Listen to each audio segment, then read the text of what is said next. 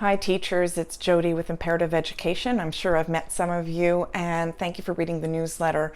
I wish you a really strong start to the school year. And when I say strong, I think I mean that, I hope that you manage your own self-care and your practices before each day, facing the challenges in the best way you can by filling your own cup. And that might mean 1 minute of breathing, right?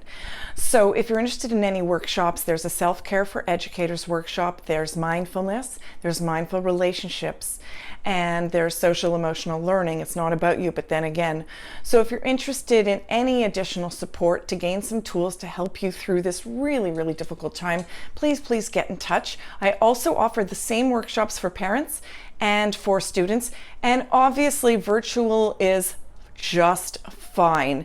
And also I'm prepared to do it live with the right, obviously, situations in place, right, for safety.